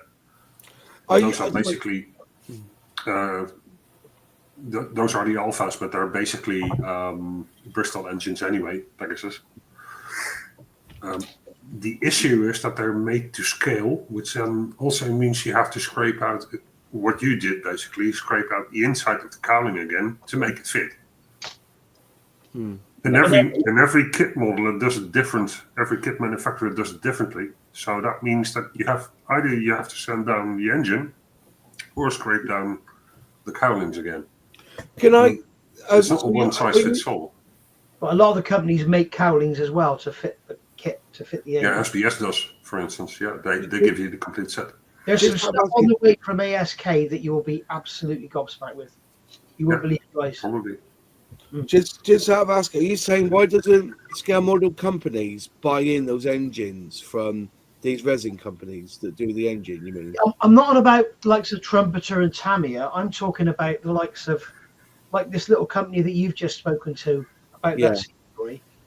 Why spend all the time making all the molds and everything for an engine when they can just buy an engine in, and they can contact that company and say, we're limiting the production of this kit to 500, so can we buy 500 of your engines, please?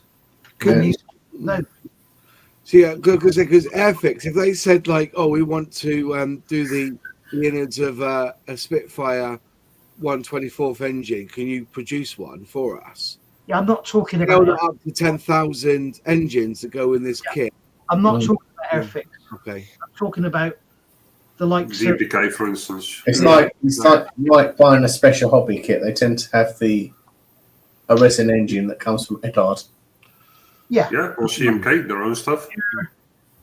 Special hobby, Fly, those sort of one-man cottage industry companies. Why, why don't you use other?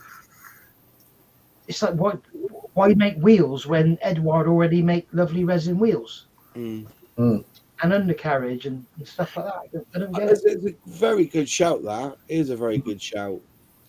Pilot figures. White tooling, white. Yeah, it's that's a good shout. Well, I think there is a company out there. It's called Model U. Yeah, they do the figures for model railway stuff. So it won't take a lot for them to get a generic cockpit, 3D scan a pilot, and 3D scan pilots. I do wonder if that's the answer for Airfix. It's just to say, look, because you could print probably 32 pilots on a bed, maybe even 64 pilots on a bed, couldn't you, of resin?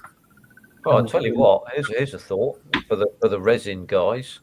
A little niche market for you is the 132 and the 1/24th scale builder who wants to be in the cockpit of his own aeroplane.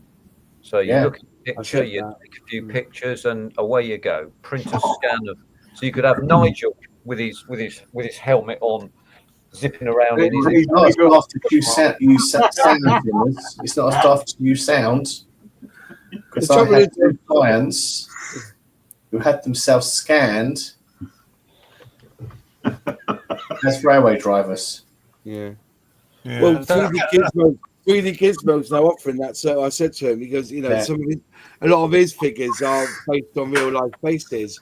But did you, Nigel? You'd be bloody Dr. Evil, wouldn't you? If they scanned you, 1 million. Leave him alone. Poor old Nigel. He should know. Leave him alone. Nigel Harkonnen.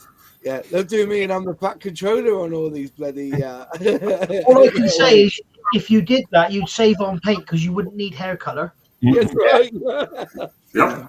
There's plenty of flash. I was going to say the big issue with these generic pilot sets, though, is that a lot of kits, they're not actually the same scale in the cockpit. You know, depending on the thickness of the seat and that. Because I used to use the Hasegawa, you know, jet pilots, and they were great, but you used to have to carve the backs off them to get them to fit in various kits, because all the seats were all different sizes. And if I went through my Spurs box, and I've got Airfix pilots going back to the 1970s, and when you pull them out, and they've got that generic Spitfire pilots, haven't they, with the you know, the May West thing on, but they're all different sizes depending on what kit they get. I'll tell you what, those pilots, I've got a really good use for those. Next winter, when you've got ice on the driveway and you can't get your car out, if you chuck them on the ice, it might give you some grip to drive your car. Yeah. Because that's about as much use as they are. Bloody years. But like, so many comments on my channel. I wish it came with pilots. Yeah, I agree with you, Ian, because like I said, you know, how many times, you know, the gap between the nose and the seat as well. You know, how many times did you get us? You know, I didn't. When I was a youngster, I remember there was one kit. I don't think it was a Spitfire. I think it was something later on, and I couldn't get the pilot in. I couldn't work out why. Well, the pilot should fit. It wasn't until somebody said in a magazine, "Oh, when I built this kit, I had to chop the legs off." Then I realised, what, you can chop the legs off, couldn't you? But I was trying to get this. I said, I must have done something wrong. I can't get the pilot in. And also, where the stick is, where the groin is, that gap there, sometimes it wouldn't go in. You had to carve out and, well, basically circumcise it to get it to fit into the seat, like, you know. Because remember the old days when, like, Revell, I think the B-52s like this, and you basically had a pin sticking out of the fuselage, and you had a hole in the side of the pilot's waist that you put over the pin. Yeah.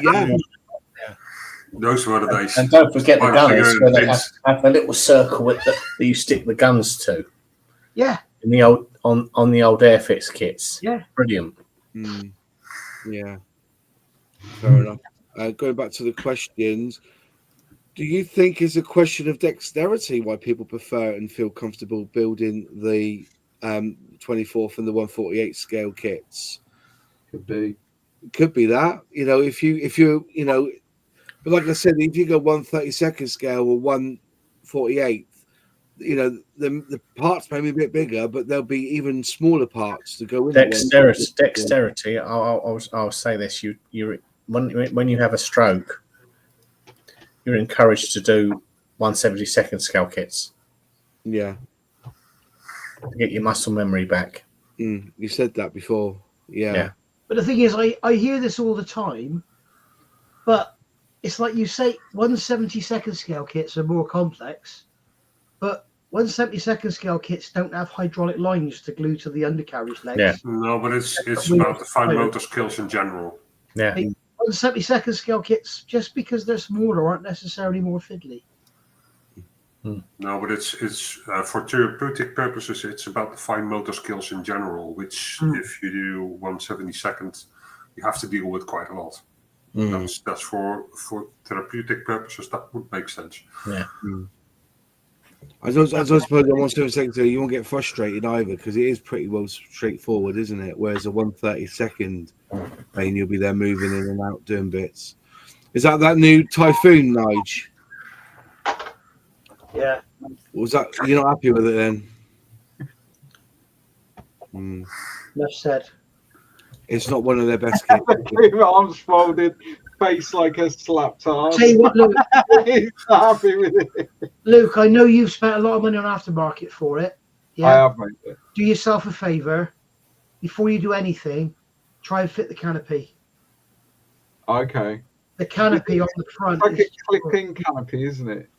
Sorry? Is it like a clip-in canopy? Yes. Yeah. Yeah. It's Yeah, I'll clip put that. like I've got hot dogs coming out of my computers now. Honestly, mate, it's like the canopy's twice as thick as it should be, and it won't go down over the Got you. Cockpit.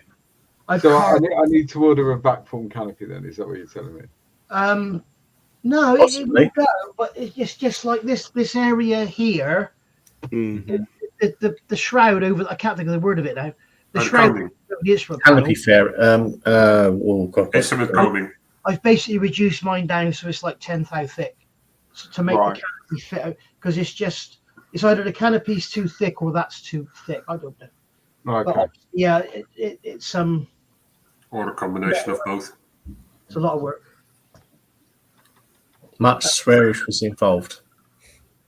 Yeah, It shouldn't be. It's a bloody starter set. when you look at the Moss's build of the F-35 starter set, Yeah. it's like bang, bang, bang, done. It ain't like that. It's like, it's almost like they've changed the tuners. Because the lifeboat was the same, wasn't it? It wasn't a starter set. And this ain't a starter set. Yeah, but the thing is, Nige, The Spitfire was a starter set, you know? Yeah.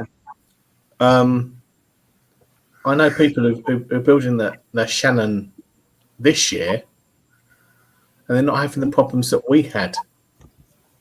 Right. But why would that be? Perhaps it goes back to the mold. It's a molding issue. They're doing it wrong. That's why. Lox9 has just said, I've got the new Thunder Models record kit, comes in a small box. You mean this one? There's a lot in this box, I tell you, for a small box. Yeah. A lot of PE. Yeah, I know. Don't tell me about it. You know? Yeah. But it's all in, it's quite a cramped box. Moss, have you bought that or have they sent it to you? Hey, Thunder Models sent it to me. Right. Are you going to do a review of it? Yeah. Well, have you got one as well? Have you? No, I've got the old Mirror Models one. And I think if it's the same kit, I'd be very interested to have a chat with you before you do your review. I'll tell you what. After this, we'll go through it box. Okay. You know, I won't think about the packages, but because I'm quite willing to go through and well, you know exactly when you see it, you'll say, well, those wheels are exactly the same. That's that and that. It'll be like 12 or 13 parts. It'll be exactly the same as what you've got. No, all it is if it's the Mirror Models one, it's the sprue gates. Oh, the gates. Yeah. So, but yeah, that came through. That's this one is one. See, this says 135th, but we've had this before, haven't we, Nigel? Where it says 132nd or 135th on the tractor, wasn't it? We weren't too sure when it was. It's 135th. It's an absolutely beautiful kit, but boy, if it's the Mirror Models kit in a new box, Yeah. Thunder Models are much better than Mirror Models, but Mirror Models became Thunder Models. Oh, I see. Okay. Here's a question. How many folks have 144 scale kits in their collection? I've seen some stunning builds in that scale it shows over the years. Yeah. I'll tell you, I've got about 5 or 6, but they're not planes, trains, or automobiles. They're commercial airlines. They're 144. They'd have to be, right? Yeah. Yeah. I've got a few commercial airliners that I've never done one. Oh, like a Hercules, yeah. I've also got, which I've never got round to, but I had an idea about 2 years ago. But I've not got round to doing it. And what I wanted to do was use the old Ravel Bear being intercepted by 2 RAF Eurofighters. Yeah. And that's in 144. But that Bear kit, oh my God, that's a lot of work. You basically got to rebuild it. You know, you've got to re-engineer the whole thing. But the Eurofighters, to be fair, for the scale, you've got to bear in mind the scale. They're not bad. They're not bad. Have you seen Revell are re-releasing the 1/32 scale Arado, the twin float one. Yes. Nice. Oh, nice. Oh yes.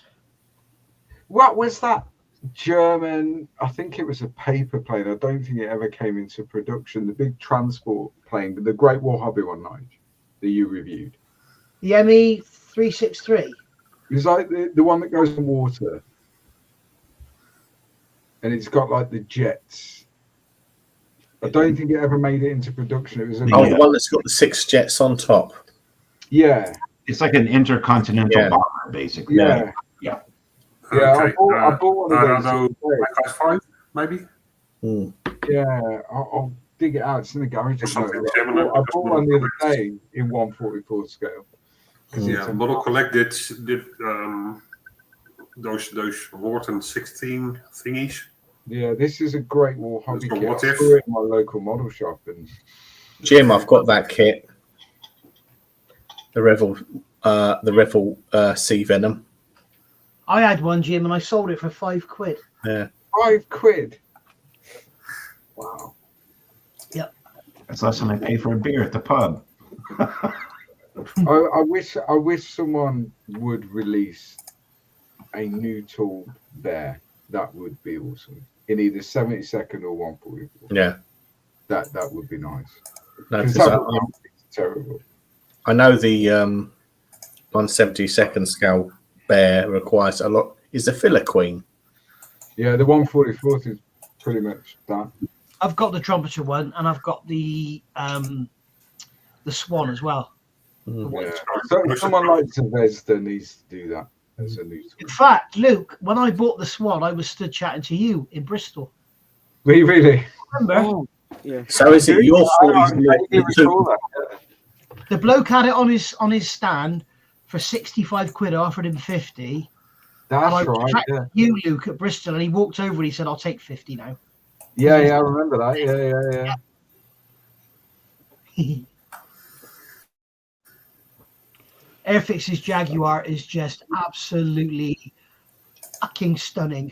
It is good, isn't it? I did the wheel wells this week. Put them. I've done the cockpit, and I've put pictures up online. But the detail inside was fantastic, and I've just given.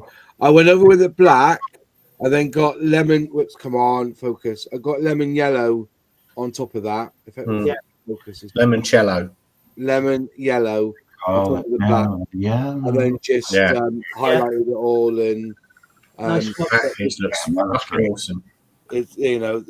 details, and Very good. And actually, do you know what? Right, I actually sat the other night and I thought, because I was going to film building it. I was on an iron because I thought, no, fuck it. I'm not going to film building it. I'm just going to build it and then do one video at the end and just say this is what I've built from that. I don't think doing a build video will do me any favors. I don't think, and also it takes away the pleasure of building. I don't know if anybody else experiences when they're doing the creators here. When you actually do a video build of something, and you're spending the next 12 hours editing down 160 hours worth of content, and then putting a commentary on top of it, and then also when you are building it, you're spending your time looking at the angles, making sure it's in focus before you do something, and then something doesn't quite fit right, so you're pulling it apart, put it back together again, and I thought, fuck it, I'm just going to build it out of the box straight for me. And I sat there and I was just really enjoying it, and I just thought this is going together like a dream. There was a bit of an issue getting the nose together, because when I put it together, it just wouldn't quite get there. And there's I don't even see that there. There's a bit of a whitening there. You see that on the screen there? It's like what do they call it? Stress mark. Other than that, you have to clean up the nose a little bit, just sanded it down. But other than that, it's gone together absolutely. I know why that mark's there, Moss. That's because while you were playing with yourself, you got so excited you knocked it off the bench and stood on it. Yeah, that's what it was. Yeah. There's a lot of criticism about having to cut the nose off. I don't quite understand. Well, shut up. No offense. These people seem to forget Airfix used to do a on the 124 scale Harrier. To convert it to a GR3, You've got to cut the sodding nose off. But like, so what? That's why you're a modeler, is it not? Yeah. That jig is pretty well designed as well for you to cut that with no problem. I reckon you cut that with a knife off, you know. But I tell you what, those same people that are commenting about having to cut the nose off, if they didn't have the option to cut the nose off, they'd be saying, I wish we had the option to do an FTR1. Yeah. You know, it's like... This is for Locks. He's saying he's building the Lysander. Each to their own. Yeah. But if you want something that you don't have to use any skill at all to put together, go and get Lego. Buy Lego. Yeah. Or buy Kobe or one of the other. The hobby is that you model. That's the thing, and that's why we all spend thousands of pounds on tools and everything else to enable us to build something that not everyone can do. That's why we do it. I said in my review, Luke. I said in my review, use the jig, but cut a little bit forward of the jig, and then when you've glued your fuselage halves together, sand it back so you make sure it's nice and square, and then the nose will fit beautifully. Yeah. And it's all a learning process, isn't it? Like someone said earlier, I forget who it was, it might have been England, you know, or it might have been Dirk, I forget. Every kit that we put together, we learn. That never ever stops. Yeah. And that is the beauty of the hobby. Yeah. Because you never know everything. Just if you wanna have something that you can just, you know, not put much thought into and just end up with a finished product, then Lego is your friend. I was just gonna say, Luke, we were talking about it at Yeovil, and some bloke said, wow, if you're worried about cutting off a fucking nose, get yourself fucking die-cast one and just weather the shit out of that. That's what he said. Just get die-cast and weather the shit out of it. But you know yourself, when you're at shows or you in a competition room or whatever, the things that catch your eye and the things that make the difference are where someone has scratch built something, or it's always going to be that way because it's so unique, and there's so many facets to what we do, so many subjects, so many, you know, some people paint figures and busts and they look real, you know. Yeah. It's a whole skill set all by itself. But they might have started off building 72nd scale Spitfires or 35th scale Tigers or whatever, but their hobby has developed. Like at the moment, right, I'm trying to do a box diorama, right? It's an absolute car crash. I must have cut that thing and tried to make the frame in the box like so many times. It's an absolute car crash. But it's all fun because you're learning all the time. Yeah. And it's something new. It's a new challenge if you do it. Exactly that. Yeah. I've taken up those garage kits, basically the 24 centimeters, like this tall, for instance. Yeah. 3D printed stuff that you sometimes see on some of those channels on YouTube where they do speed printing or what. Mm-hmm. And I mean the big figures, not the Warhammer 40k stuff, but like the McFarlane stuff and like the action figure type scale. Yeah. Exactly, and it's completely different from doing vehicles or aircraft, but it's a really nice change of pace. Yeah. Thinking about what you're going to do next, how you're going to do it, and it feeds back into what you're doing with the rest of your kits as well. Yeah. It's a slippery slope, that, Dirk, because one of our guys, Adam Challenger, I mean, he's fantastic. He's so good at painting and building. He's brilliant. So he spent about 3 or 4 years doing those sort of action figure scale Warhammer pieces, like taking them apart, repainting them, reposing them, lighting them, and all that stuff. He's just 3D printed and painted a Space Marine, right? This thing is 2.5 feet fucking tall. Oh boy! Massive, but it's so impressive. It's so good. Yeah. My biggest figure is actually It's Pallas Athena, the classic one, and it's about yay big.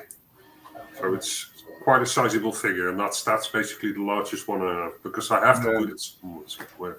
It's quite an interesting subject, though, because I certainly know the 40k figures that McFarlane made that you can buy on like Amazon. They come ready pretty much as action figures.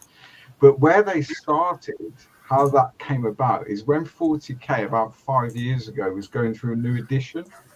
So they were re-sculpting a lot of the figures, basically, that were going to be like the 28mm, 32mm scale. So a company produced action figure scale figures as like the new sculpts, and that's where those came from. So you can take them apart and clean all the paint off and redo them. They're really good, and they look really, really good when they're done properly. They do. Yeah. Just like what you saying, Zizan, when you had that model? I was just going to say, I mean, there's two things really. First of all, someone mentioned trouble-free builds. This is the sort of thing that's trouble-free. Make it in half a weekend if you're a dyed-in-the-wool modeler, and whack a bit of paint on it. Doesn't matter. You can, as I think the technical expression is, you can weather the shit out of it. Yeah.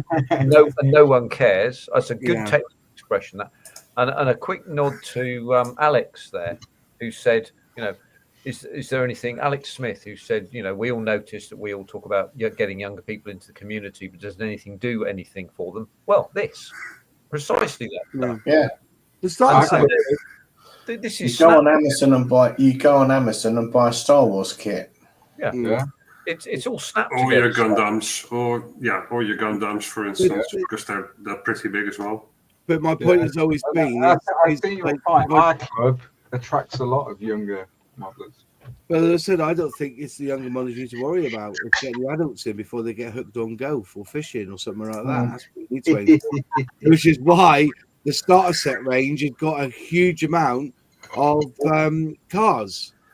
You know, all those sports cars, because you know the 21-year-olds to the 31-year-olds and those who are having a midlife crisis when they're 60, well, can't afford those sort of Lamborghinis and Ferraris and McLarens.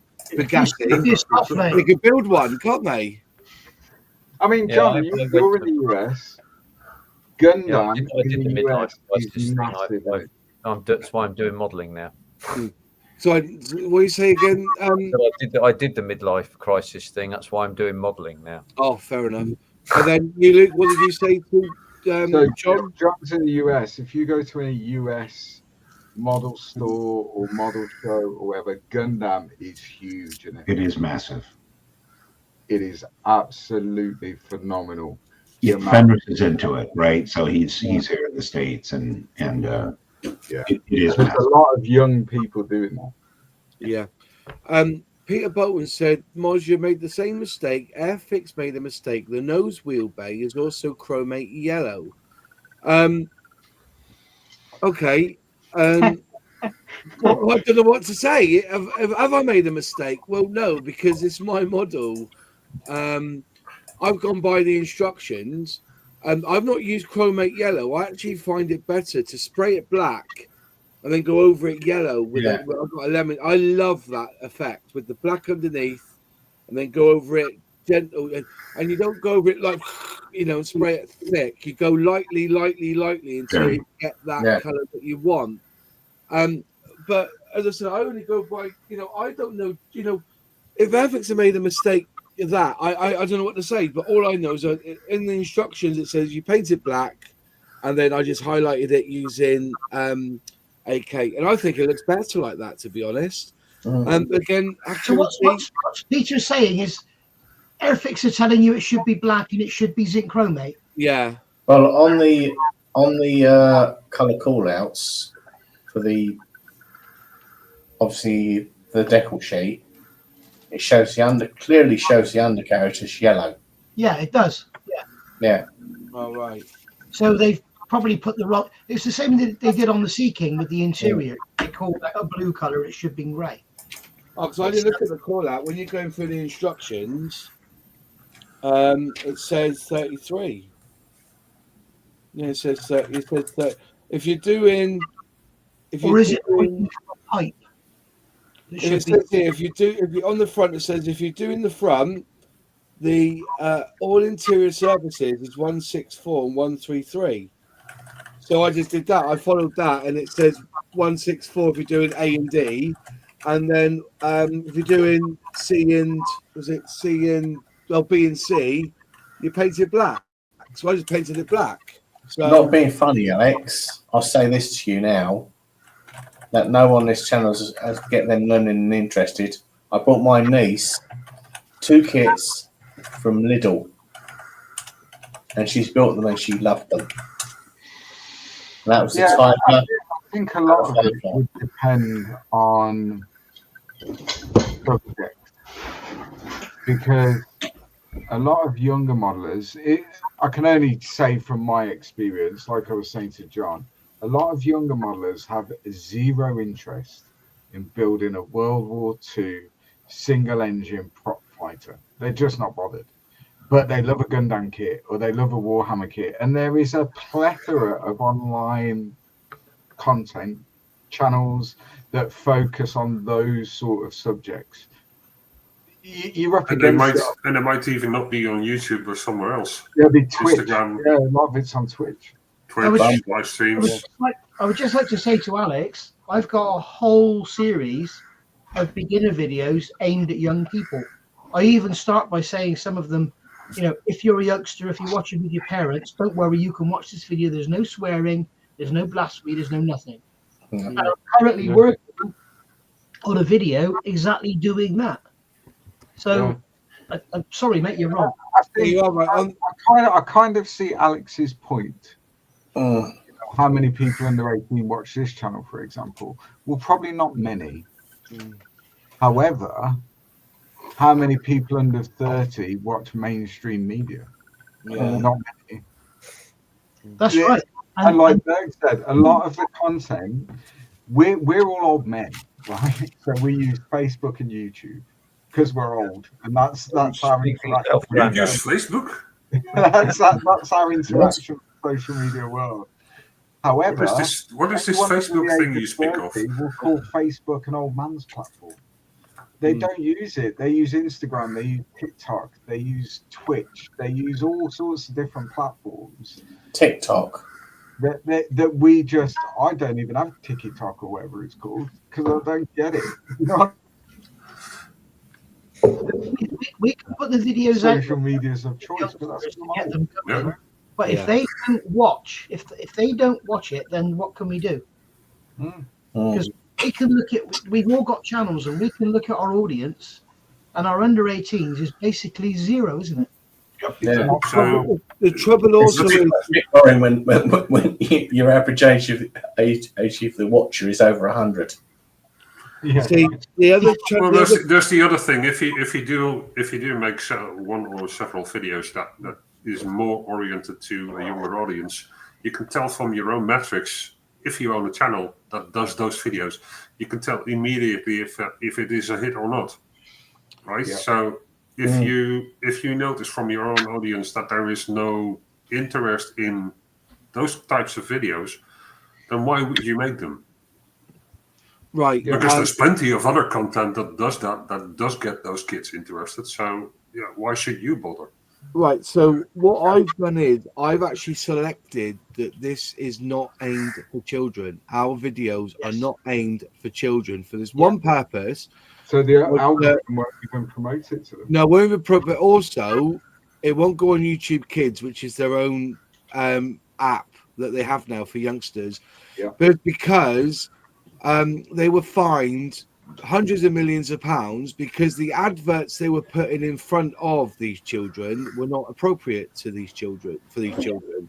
So what they did was they slapped the YouTubers themselves with this copper, I think it was called, to prevent advertising of children. So, and that's why so if I did a video about building a model kit and I aimed it for children, I wouldn't get any advertising revenue. You wouldn't be able to comment on the videos because it was aimed at kids. They stopped all the commenting as well. And to be honest with you, it's a royal fucking game. So, and also that's why I allow swearing on here. So that just to guarantee that YouTube think, well, this might be really for kids, and then hit me with advertising loss and no comments on the channel and have a sticker up there saying this is made for children, Yeah. I allow swearing just to make sure that the YouTube algorithm knows that this is not aimed for children. So, and you know, there's a YouTuber called the Outdoor Boys. It's fantastic. Luke from the Outdoor Channel, Boys Channel, and because he has his children in there, you can't comment on his videos because he's got his children on that channel. Mm-hmm. It's a very different game, and so.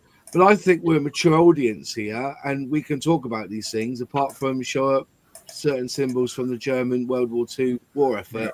I think it's platforms of choice for different age groups. You know, it is. A lot of this stuff, and someone's commented in the chat there, a lot of young modelers are on Discord. Absolutely, they are. I've been on Discord. It was a nightmare for me because it's all like emojis and I couldn't figure it. Like it was it's code talk, Luke. It's code talk. So for me, it's not a platform I would engage with very much because it just blew my mind. The same as Twitch. That's very similar in its format. But for younger people, they get on with it because that's how they communicate, and that's great. And there's younger people on those. And there's younger people on those platforms that are doing scale modeling. So let them have that audience. I'm quite happy with my audience of 30 plus, if you know what I mean. So there's enough of us to go around. And I don't aim my channel for youngsters at all. But, you know, if I have a parent who brings up, you know, I've had a few comments over the years saying, oh, my son is 11. He would like to start scale modeling. Do you recommend an airbrush and paint?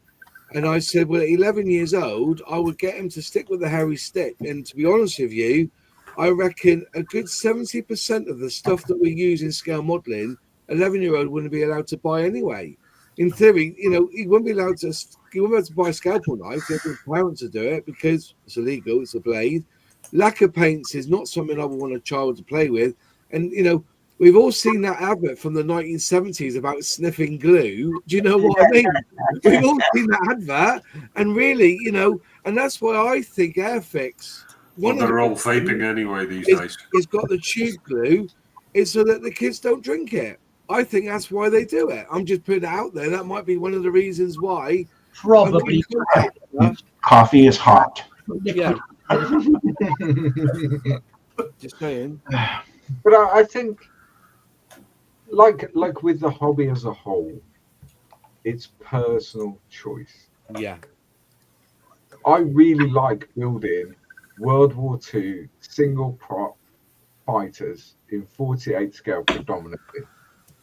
Because I think they just lend themselves to all sorts of paint techniques, weathering, that perhaps more modern aircraft don't. So I enjoy that. But that doesn't mean that someone sat next to me who likes building fast jets. You know, so that's a choice. The same as whatever platform you use, whether that be YouTube, Discord, TikTok, whatever it's called, Twitch, and it's just a choice. And the internet's a big place. There's room for everybody. Yeah, I get that. Anyways, that's been quite a good debate tonight, actually, about 132nd. We've covered a lot of subject matter. Just going to say, if you want to go and check out DBMK, you're better off. Don't worry about the website. The website shockingly shite. Go to Facebook, type in DBMK. I don't know what the DB stands for, but I presume MK is model kit. So think of it like this: DM model kit, DMBK. Damn big model kits. It's the original idea behind it. What's it called? Damn big model kits. Yeah, damn big model kits. But check out their Facebook page. It's insightful because there's other kits as well. They're doing. Was it the Hornet? Called BEMK. Bloody expensive. Yeah. Short run, right? Yeah. Yeah. Are you joking, Moss? What am I joking about? Are you joking? What am I joking? No. But if you want to go and visit their Facebook, and there's loads of information on there, sprue shots of this new kit, this Sea Fury. And I've done a video on it as well, which you can go and watch, which I put out tonight with an interview of a guy who was with Luke scanning it at Yeovilton, and I might go up there to Yeovilton. He's invited me up there, and I'll have a look at the Sea Fury that was scanned and do another video on it. But yeah, it'll be interesting tonight. Everyone here has got their own views and thoughts. At the end of the day, whatever scale you want to build, you just build. And if you want to put a black nose on the front of you, then he's pissed off. He's going to be taking that nose apart now and respraying. I'm going to have to redo it now, won't I? Get another kit out.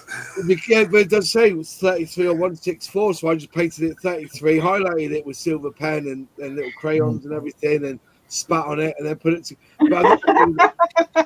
Now I've got the wrong colour. So right or wrong, the instructions is paint the other side black grey as appropriate as it would be the cockpit floor, but you can't see it, so it doesn't matter. No, the line says interior, so the line goes up to it. I've seen the instructions, so that's pissed right off now. That's it. I'm not going to build it now. Ruined it for me. You ruined it for me. Hang on a minute. You know what amazes me? Back in the day, we only got the instructions in black and white. Yeah. Right. So you only had the grayscales. So yeah. Why did we still paint them in all colours? This is it. If you see where it says there, see, look at that line there. Look at that line. It goes straight on top of that. Fuckers. Honestly. Damn you. Hang on, don't go yet. Right, front undercarriage bay. It's telling you to paint the front undercarriage bay 81. Where's that to? On this call out? 25. 25 is telling you to paint the undercarriage bay 81. Sorry, no, that's the main undercarriage bay. Sorry. Come on, zoom all in. Interior surfaces 164 for A plus D, or 33 for B and C. Yeah, but look where the line goes. If it zooms in, it'll be better. Come on, focus. The wording, I can see what you're looking at, but it says all interior surfaces 164 for A and D, 33 for B and C. Mars, just glue it to a base and no one's ever going to see it. Don't worry. I'll tell you what pissed me off is I can't even do it in flight because it's coming in flight. I read it wrong. Okay. Who cares? It's my build anyway. I don't know the Jag from his ass to his elbow. Yeah. I just like it, and this is the problem. You see, I don't know whether the hydraulic pipes will be black, red, grey, blue, or whatever. They'll be stainless steel silver colour. I just build it as I see, and if people come, say about it, then somebody already said that I haven't painted all the pipe work. Well, so it's yeah. Anyway, thanks folks for joining me. And his bag of give a fuck is empty.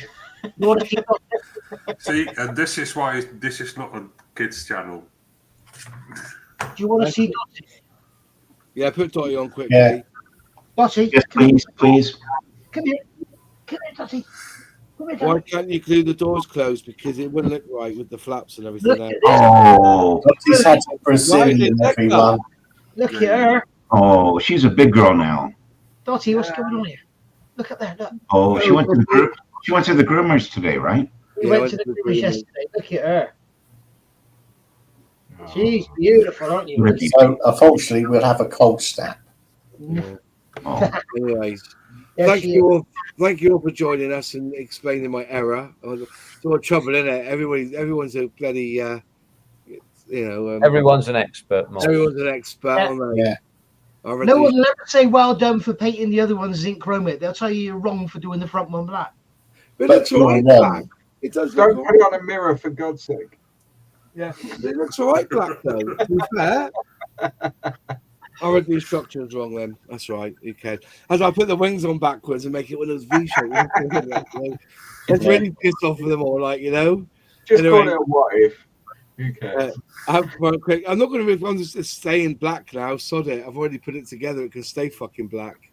Once it goes black, you can't go back. Yeah. And I'm going to cut the nose off and then glue it back on. And on that bombshell. On that bombshell, we're going to go. All right. Anyway, catch you there, folks. See you soon. Take care. Bye. Bye. See you now. Cheers.